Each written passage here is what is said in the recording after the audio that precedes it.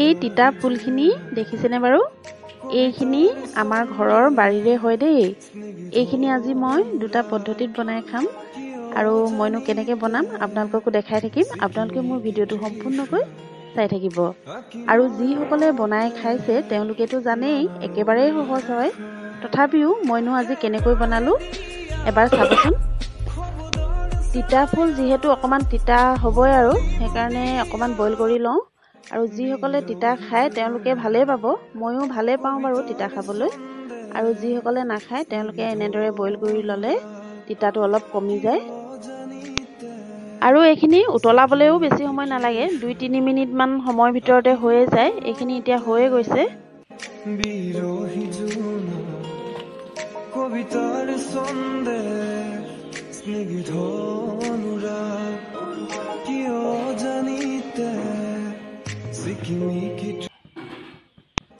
এতিয়া এই ফুলখিনিৰ পৰা ঠাৰিডাল এৰুৱাই লৈ ইয়াৰ গাত থকা পানীখিনিও অকণমান চেপি ল'ম।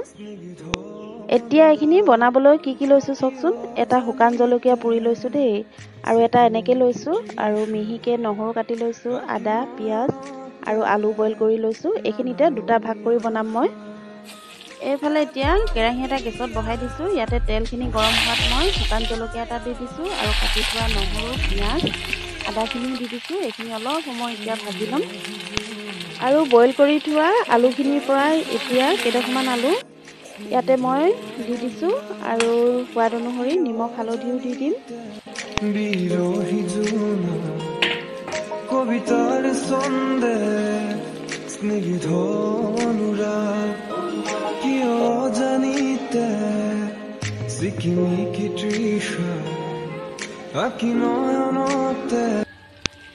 এতিয়া তিতা ফুলখিনি দি দিছোঁ, আৰু এটা বস্তু দিম ইয়াত। সেইটো কি দিম বাৰু আপোনালোকে চাই থাককচোন। ইয়াত মই আৰু এটা বস্তু দিম, খাবলৈ সেই বস্তুটো দিলে আৰু ভাল লাগে।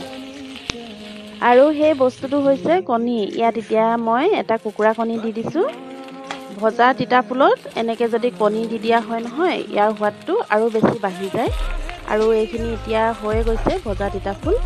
আৰু এইফালে এতিয়া মই কেঁচা পিটিকাটো বনাই ল'ম। কেঁচা কি, এইখিনি বইল কৰি লোৱাই হয়। এইখিনি কাটি থোৱা পিঁয়াজ, নহৰু, আদাখিনি দি এই পিটিকা বনাই লৈছোঁ। আৰু এইফালে যে পুৰি থৈছিলোঁ শুকান জলকীয়াটো, সেইটো মই ইয়াতে মুহা মাৰি পিটিকা কৰি দিছোঁ। এই পোৰা জলকীয়া গোন্ধটো খুব ভাল লাগে পিটিকাত। আৰু এতিয়া ইয়াত নিমখ দি দিছোঁ। নিমখৰ লগতে কিন্তু আৰু এটা বস্তু দিব লাগিব দেই। সেই বস্তুটো যদি আমি পিটিকাত নিদিওঁ, পিটিকাটো আধৰুৱা হৈ ৰ'ব। আৰু সেই বস্তুটো হৈছে মিঠাতেল। আমি সকলোৱে দিওঁৱেই পিটিকা বনালে মিঠাতেল অকণমান, যিহেতু কেঁচা মিঠাতেল অকণমান দিলেহে পিটিকাকণ ভাল লাগে। আৰু এই পিটিকাখিনি মই হাতেৰে পিটিকিছোঁ, যিহেতু পিটিকা হয় হাতেৰে পিটিকিলেহে পিটিকাৰ সোৱাদ উঠে। সেইকাৰণে মই হাতেৰে পিটিকিছোঁ। আৰু এইফালে চাওক, আমাৰ তিতা ফুলৰ দুটা আইটেম ৰেডি হৈ গ'ল। আপোনালোকে কেনেকুৱা পালে বাৰু চাই? লাইক এটা কৰি দিব যদি ভাল লাগিলে, কমেণ্ট কৰিব, শ্বেয়াৰ কৰিব। আৰু মোৰ ভিডিঅ'টো শেষলৈকে চোৱাৰ বাবে আপোনালোক সকলোকে বহুত বহুত ধন্যবাদ জনাইছোঁ।